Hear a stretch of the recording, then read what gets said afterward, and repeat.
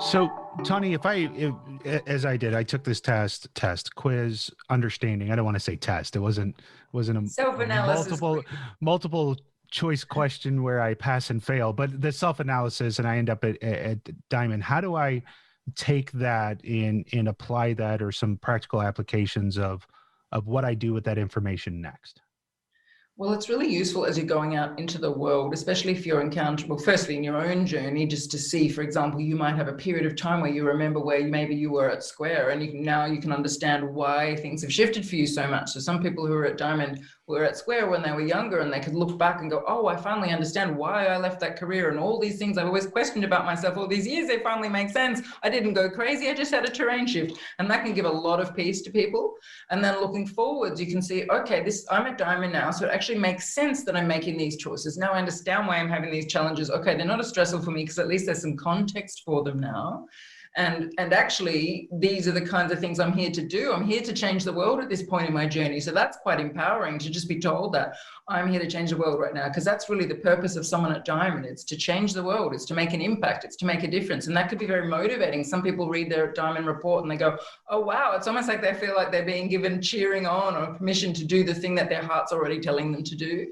And then from that place, you can start to go out into the world and really notice when maybe other people are not at the same terrain as you. And whereas in the past, you might have been frustrated by that, like maybe you have family members at the order-based terrain Square who think you're totally over the top with your entrepreneurialism, you're taking too many risks, and why are you doing all this cutting-edge research into health?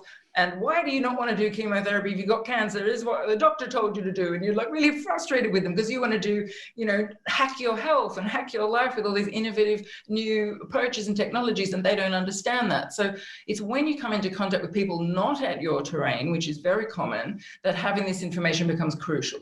Because now you can communicate to them differently, especially if you have taken time to learn about the 10 terrains and you understand the other terrains. So you've read our book or watched some of our videos or done some learning. Then you can find ways to speak to that person without judging them or criticizing them, to actually communicate to them in language that they'll understand.